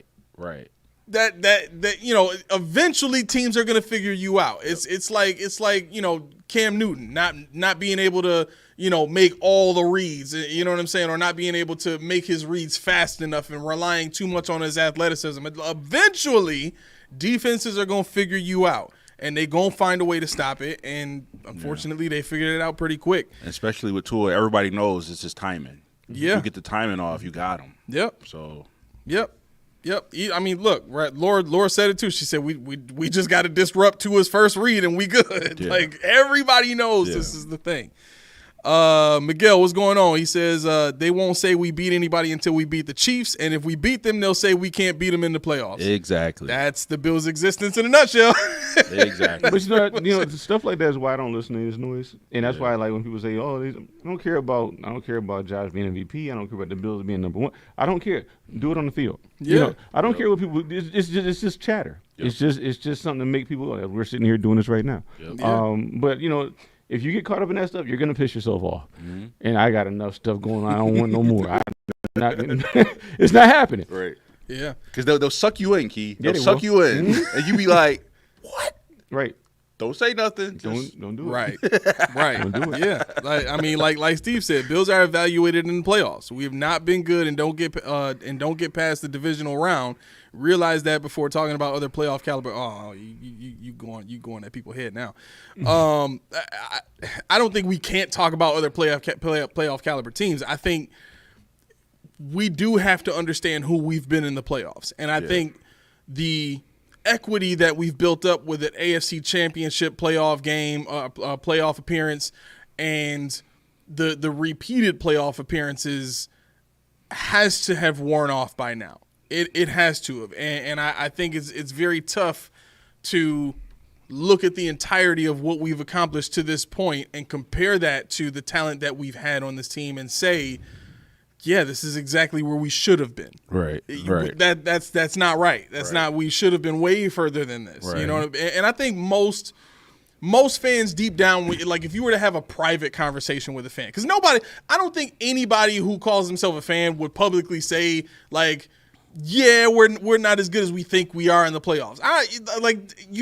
You don't say that about a team you love. Like I wouldn't talk about my wife that way. You know what I mean? Now. Privately, if I'm having a conversation with my pastor, or if I'm having a conversation with y'all or something like that, like, yeah, man, she got on my nerves today, man. Yeah. Like, you know what I'm saying? Yeah. Like, but that's okay. It's okay to have those conversations because at the end of the day, it's coming from a place of love for the team. Mm-hmm. In the same way that it would be coming from a place of love from me about my wife. Like, I'm not gonna talk about my wife because I don't care about her. Right. You know what I'm saying? If I want something to work, if I want a relationship to work, I'm going to bring it up because I want to see it get better. I want to see the work be done. I want to see things happen that point me in the direction of, all right, we on the right track. That's why I get so hyped about the adjustments that we make in game. Mm-hmm. Like, I'm going to keep saying this until we see it not work at some point this season.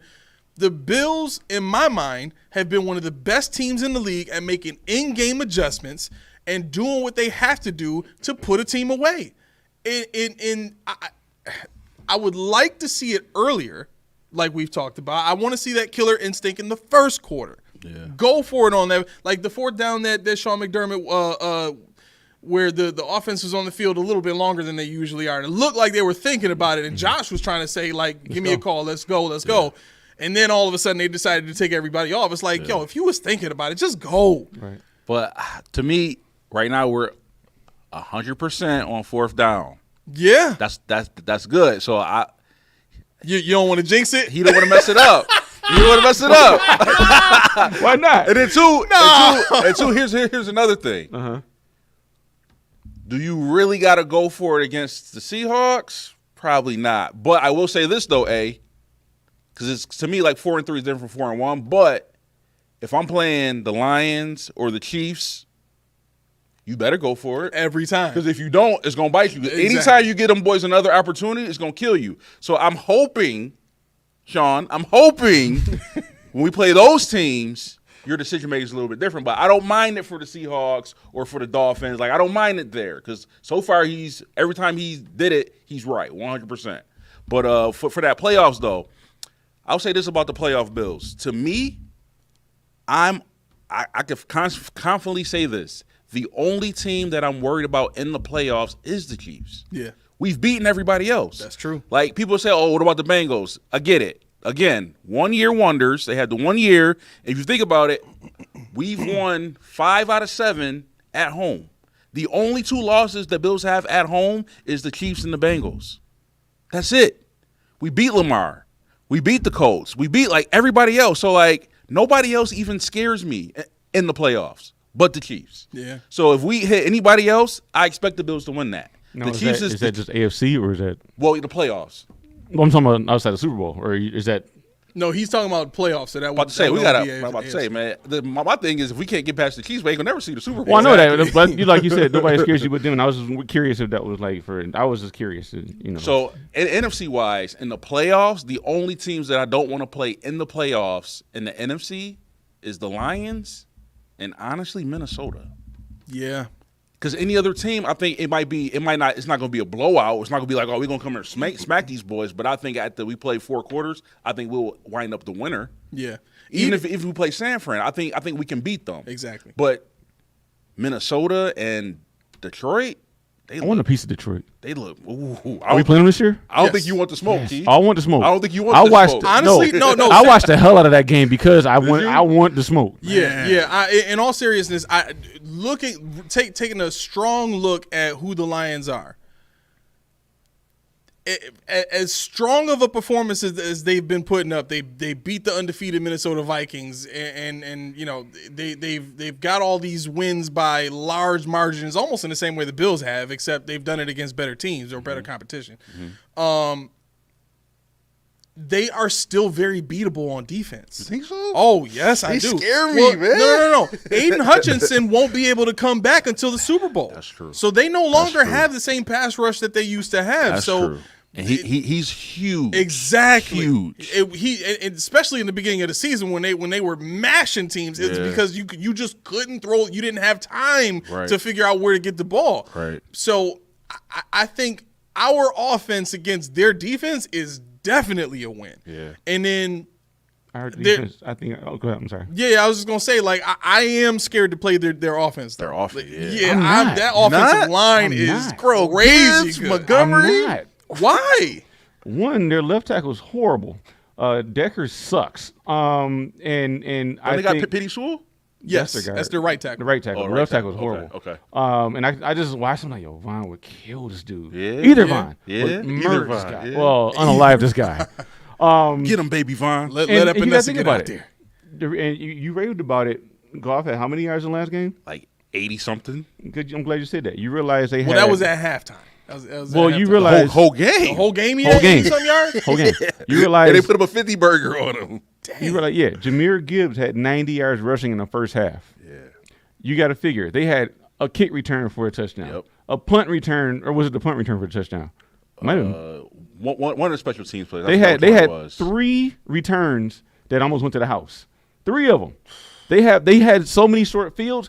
Didn't matter what your boy did. So they won the position game from jump. And because why? Because the Titans kicker couldn't get the ball in the end zone. What does Tyler Bass do? If nothing else, it's in the end zone. Yeah. So you're starting at the 30-yard line. Yeah. Now, if you go further than that, they had 2 interceptions. I forgot the guy, the safety's name. I had him. I dropped him, but it doesn't matter. He got reamed out by Tadpole. And he came back and got the interception. Now, to your point about the offense, they were not Earnhardt Perkins. Okay, the Earnhardt Perkins, what they were.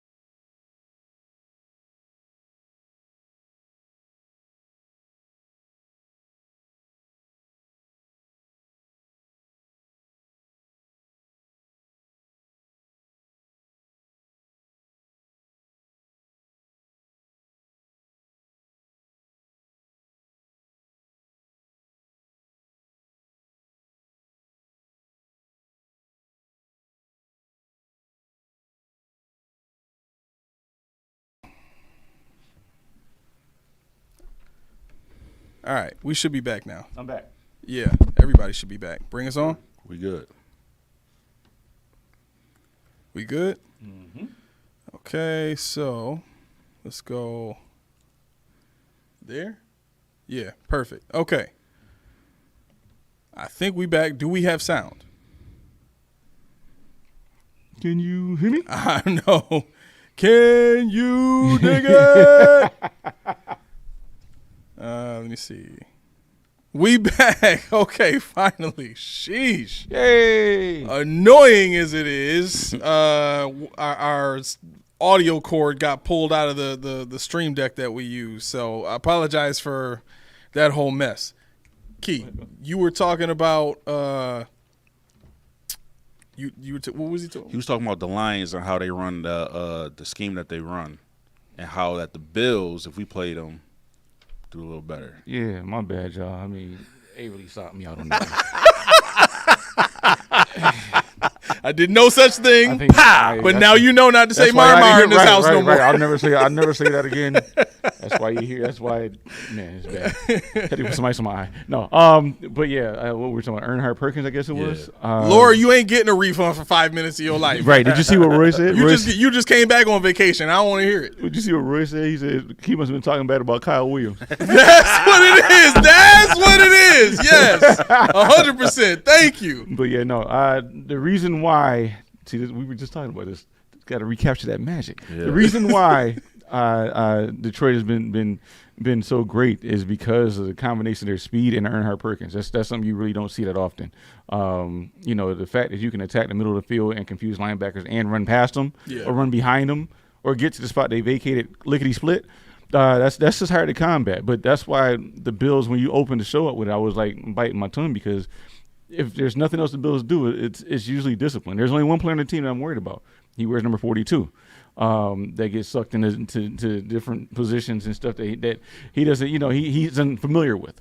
I think the safeties, they play center field, they play back far enough that they can deduce and dissect what's happening in front of them. Christian Benford has proven that he's a good corner, one of the better cornerbacks in the league. Rasul Douglas is somebody that's been there and seen it all before. If we got Von is not going to allow for Jared Goff to sit back there all day long, because, as we talked about with Decker and even Sewell, they're susceptible to speed. Yeah. So I think what they were doing was they were doubling up a lot, and when you do that, what's his name, Justin Simmons and Tavondre Sweat, they had no choice but to run the ball at Tavondre and Justin. So I think in doing so, if you have even Terrell Bernard and Dorian Williams, which is an excellent run defender, you have a shot. Now, if you put our offense versus their offense in a situation where we're playing the way Josh wants to play, I think they're number 8 in blitzes. The blitz percentage of their defense is number 8. What do you do against the blitz? You can play action. Yeah. You can draw. What do we do all the time? We run those draws you love so much. You can also do that against the zone, though. I think that's my fear, though, is this is a team that can run us out of zone. This is a team that can run us out of too high. And the very second that they get an 8th man in the box, there goes Jameis Williams for 60. The second they run us out of zone and we put 8 in the box because we just can't stop the run with 7 dudes, then all of a sudden there goes Amon-Ra St. Brown shaking the man coverage for 40. You know what I mean? Like this team is they're 6th best in the league. You know how many rushing yards they get a game? 157. They have to. It's not that they have to. It's really not.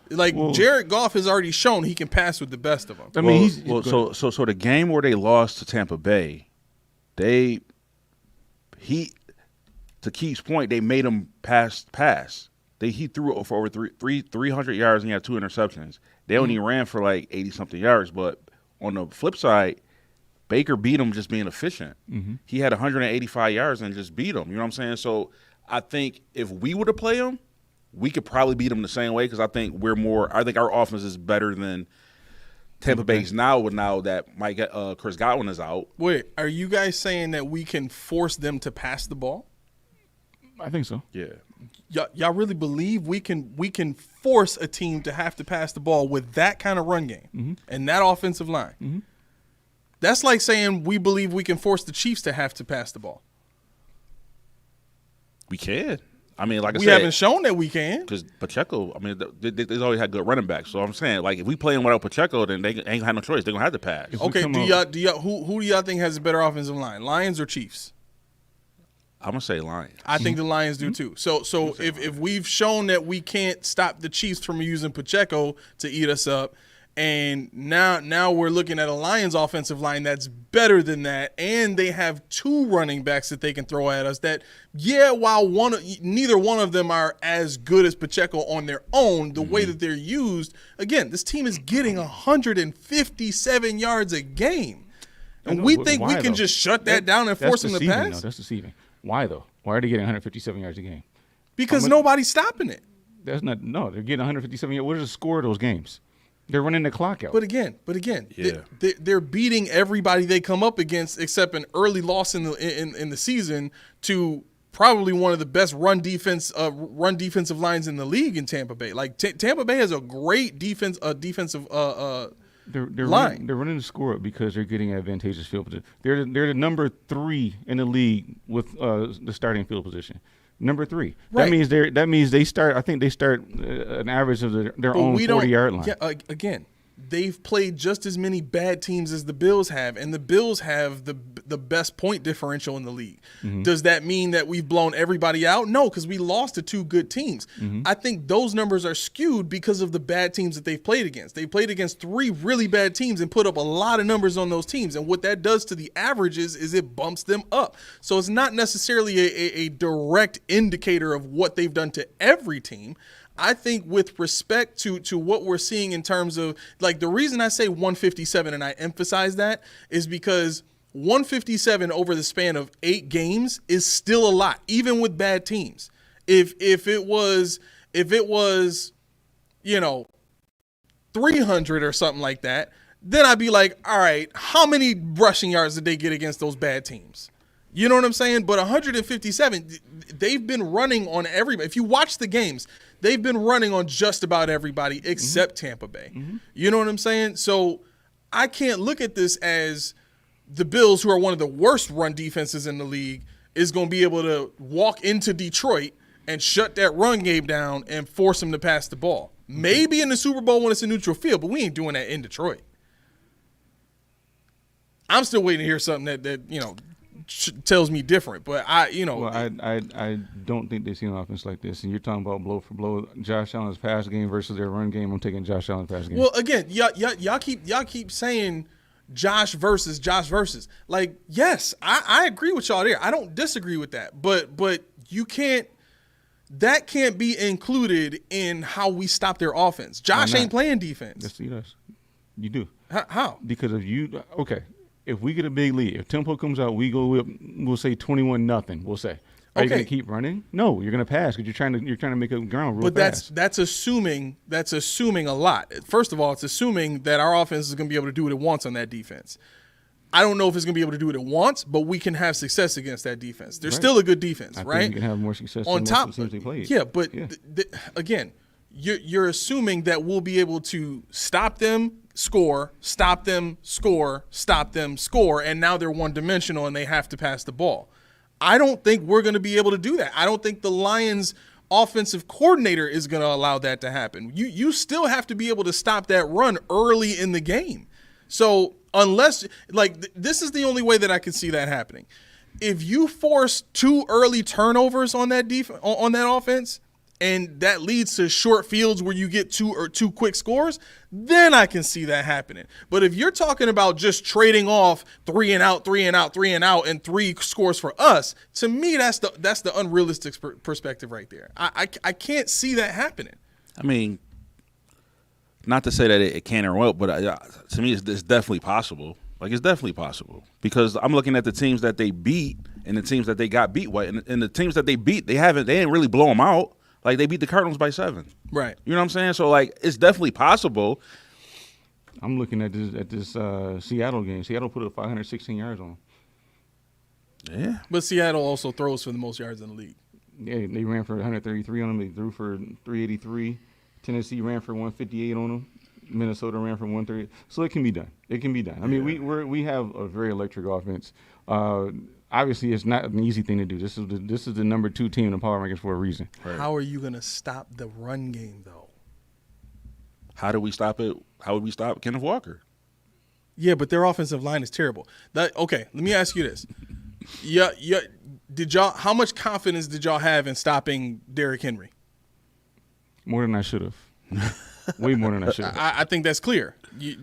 Let's look up where the Ravens stack in the league. Oh, yeah, that should be clear by now. They're number 1 in the league. And their offensive line is nowhere near as good as the Lions' offensive line. But their running back is different, though.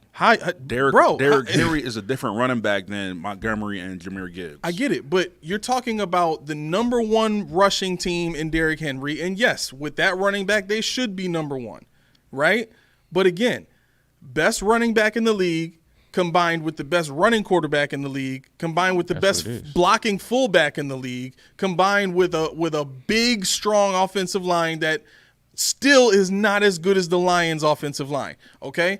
Now, let's go to the 6th best rushing team in the league in the Lions.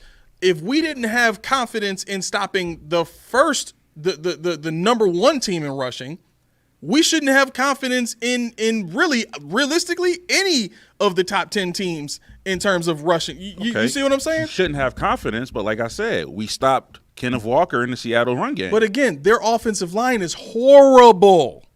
It's quite possibly the worst offensive line. You know what? Let's look up where they rank at. Where do the Seahawks offensive line rank in the entire NFL? I'll grab it. You got it? I'll go. Okay. So, and that's like, to me, I think it's a combination of everything. I am agreeing with you guys from the standpoint of I want to see the Lions because I think we can beat them. But I don't know how we can definitively say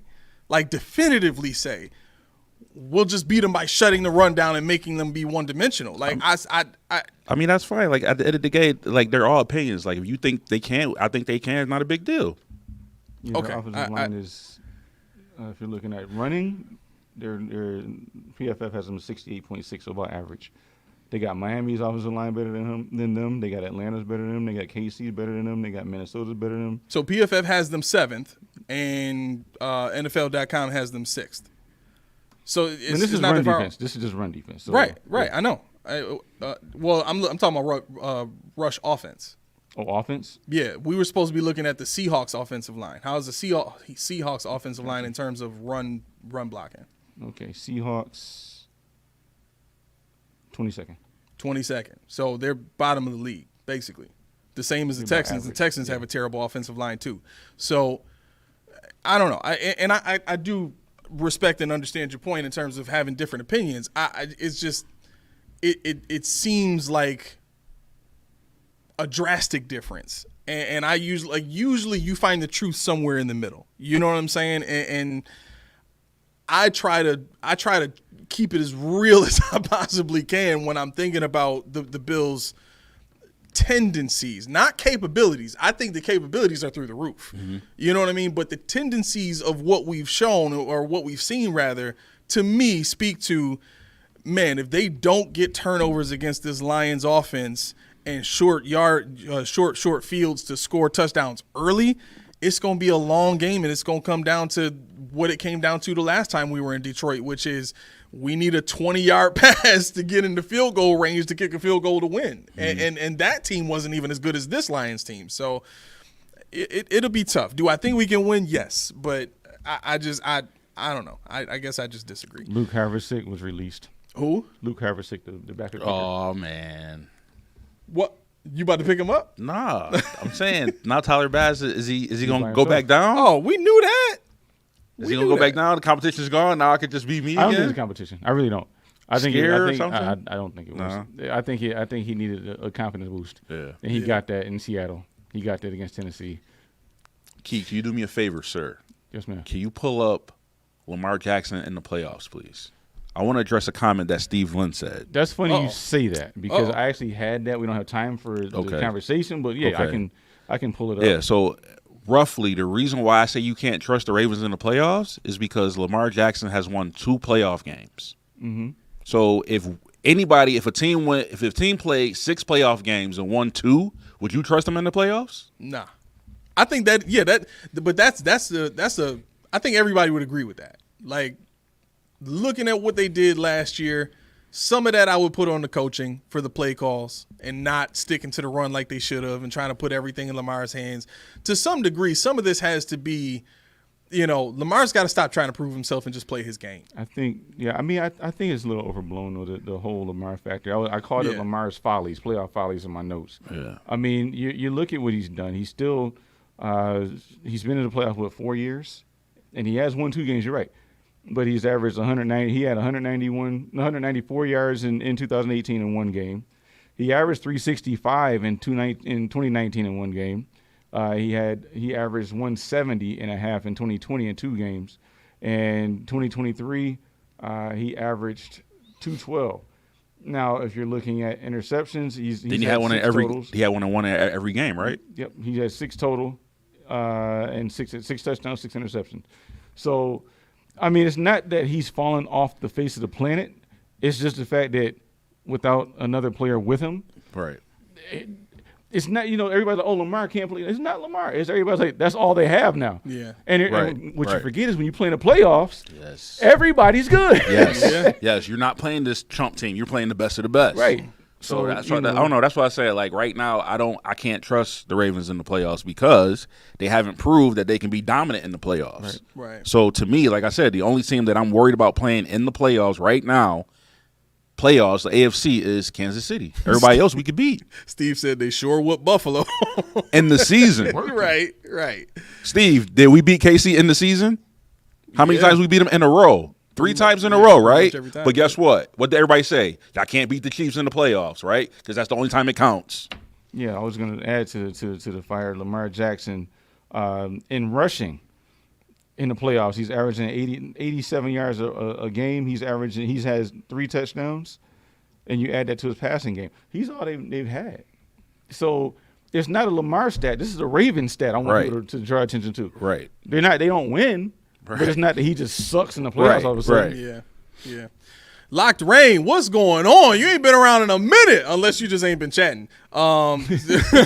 She says that's why I need to see how we do with the 49ers. If we can stop Mason, we good. The only thing with that comment that I have to say is it's probably not going to be Mason. It's probably going to be CMC or Garendo. Any one of them dudes, though. Yeah. It's going to be a problem either way. Bro, that's a unique – they have a very unique run game. Yes, they do. I really can't stand Garendo. You don't like Garendo? Just out of college. I just can't stand him. Why? His game just did. I didn't like his game that much. He looks super fast. Is he faster than A-Chain? No. He looks super fast. He looks super fast. Yeah. Laura says, thank you, Mac, for defending the Bills. We are all defending the Bills. Wait a second, Laura. Wait, what did you defend them on? Right. What did you defend what happened? on? He know what I did. Oh, yeah. He know what he did. He gonna put up the guns. Oh my goodness. Where? So Roy says. So are y'all saying stats aren't everything? Actually, yes. We've been very consistent with that. Stats are not everything, and the biggest thing is stats can be inconclusive sometimes. Like you gotta look how you read them because that tells a lot. Yeah, exactly. It tells a lot. Yep, you got it. You can combine stats with the eye test. Or you can combine stats with film review, but if you're not combining all the 3 together, you're doing yourself a disservice by just relying on stats. So the stats aren't really everything. Laura's saying defending the Bills from Steve. That's right. Man, Steve taking some heat right now. Right. Steve says Bills may set some. Oh, I think he may be saying BS records. Bills may set some BS records in choking this year. Maybe he didn't mean to say B. Bills may set some records in choking this year. Just keep glazing that receiver room, and coach, I'll just make money betting against McDermott. Hey. Yeah. Do your thing. Right. Hey, you'll make money in the playoffs, but you won't in the regular season. I'll tell you that much. Right. I wish it was reversed. I wish we were bad in the regular season and then step it up in the playoffs. Yeah, because that's what Josh does. You know that would piss the world off? This 6 and 7 teams, just 6 and 10 teams keeps getting sneaking. Right. I wonder would that piss the Bills fans off though? No, because you know how many shirts they would make after this? Giants? Being the Giants every year and just being a wild card team that goes and wins the whole thing. But here's the thing, though. If that happens, then you got to go through the whole season getting clowned. Y'all boys suck. Y'all boys suck. Y'all boys suck. He who laughs last laughs hardest. Exactly. Yeah. And I'll be laughing Say real what hard. you want, big dog. Yeah. We gonna win that whole thing again this year. Yeah. You know what? It's exactly like what the Chiefs is doing this year. And people talk about how bad they are. They were bad last year and won it. Yeah. They laughing in everybody's face right now. Man, Mahomes throwing the most interceptions in the league. Okay. What does that matter? We're 6-0. I'm about to throw 2 more. Look at the scoreboard. Look at the scoreboard. Could you imagine the team going, what is that, 8-9 and winning the Super Bowl? Yo. That'd be so Billsy. I would take being the team to do it. And they'll be like, Mr. Trubisky that leads us. They're like, what happened? Don't What say is this about? Well, you wouldn't cut him off. Wait. You wouldn't take it. You wouldn't take a Super Bowl. No, your volume's down. Your What'd you volume's say? down. You wouldn't take a Super Bowl with Trubisky? Winning a Super Bowl? Oh, you said winning. Win the Super Bowl I thought with you Trubisky. said that. Like you said, With Trubisky? Yeah, 8-9. No. You wouldn't take that? No. Josh wouldn't get the credit. No. I don't care. No. Take your shirts off. No. I don't see Josh stand on your shirt. Take them off immediately. Who in the chat?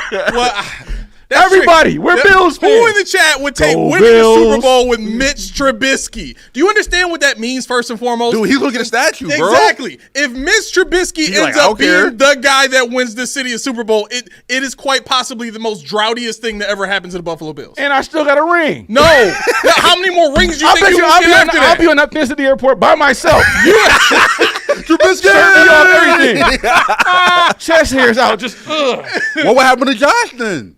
who cares? We won a Super Bowl, baby. No, we won the ball. No. Our future. What about our future? He's 30. We won the ball. Are you serious? I'm serious as a heart attack. You want me to give you a Jameis Winston speech right now? Do you know what Nick Foles' career was like after he won a Super Bowl? Everybody was trying to hire the dude. That's what you want for him? You want the Trubisky? Bills to try and reinvest in Nick Foles? So Trubisky gets a major contract somewhere else, and we still got Josh Allen? No. Nick Foles was still the starter the next season. Yeah, but who was he backing up? Carson Wentz. What happened to him? He fell off. He fell off. I know that, but why did he leave after that year? Who, Carson Wentz? Yeah, Because They was rolling with Foles. Right. With he Foles. sucked. He was terrible. Then Okay. he got hurt. Yeah. Josh don't suck. He ain't terrible. Yeah. Man, it's 7:59. Okay. No, go ahead. That's Make an your interesting point. Wow. I kind of feel you though, Key, because you finally get one. Yeah, Roy what they said saying? I'd take a Lombardi with Nathan Peterman. Yes. I know my people. Rings I trump know my everything. people. This show is over. It's 8 o'clock. I take it with Tyrod. I would take it with Tyrod. Listen. I would take it with Tyrod. Me. You could take a rod with Tyrod too. How about that? So you doing Biddy? No. Roy, you heard it. He don't like him. That's funny. All right. Wait. What are you doing? Oh, you pulling it up? All right. Go ahead. I was going to do this here. Yep. Okay. You want to put the music on? How you want to do this? Yeah. I need to. You need pressure. All right. This is an action-packed show. Wait. Is the volume low enough? No, it's not. It's too high. All right. Go ahead. All right. This is an action-packed show full of a lot of adventure, full of a lot of surprises. So you know what that does for you? It makes you thirsty. You know what quenches your thirst better than anything? Ree's Tea. Ree's Tea, 1 part refreshing, 1 part delicious, 2 parts healthy. That's what you can expect when there are only 4. Count them, 4 ingredients. I don't even drink tea, but let me tell you, that's a good drink there. What are you doing? Head on over to Ree's. Get your supply by the case individuals. Why should you do that? Just get the case. Trust me, you won't be disappointed. But what do I know? See for yourself. Ree's Tea. Click the link in the description and use the code DO to let them know who sent you. All right. Listen. For those of you that are just joining us, my man PHF said I'm super late. I'm rewatching, but how y'all feeling about the Josh Allen disrespect? It is all bull. Okay. All sodium. All sodium. He's salty as ever. We'll talk more about that on Monday Yes, when we get back for the post-game show. Or hit us up in the comments. We can keep going. Yeah, we could definitely do that. All the links for all of our social media. If you want to, have this conversation off the show, feel free to hit us up. You can find those in the description of this video. Please like, subscribe, help us get closer to 500 so we can start monetizing this bad boy, so we can be here a little bit more and doing more things with y'all. We love doing this as much as y'all love watching, and we would love to be able to do more. So you can help us out by hitting that like button, subscribe, hit that bell, make that thing Ring-a-ling-a-ling. so that you can get notifications when we send notifications. Like Coach D's Corner will be back on our Friday show next week. We were trying to make it happen today, but he had a basketball game he had to be at because he also coaches too. So Oh, the Dolphins DC distance. Okay. They about to get theirs on Sunday anyway. This just helps us even more. Listen, with that being said, he's about to get a pink slip any second now, so we got to get him out of here. Thank y'all for tuning in tonight. This has been the Post Podium Podcast, home of the All Truth, No Sodium takes. I've been your co-host, Aramis. Melly Mac. Bills win 34-17. Let's go. 40 Keys, 31-17. Big old 40 burger on them bad boys. They gonna win. That's it. Y'all have a great night. See ya. Peace.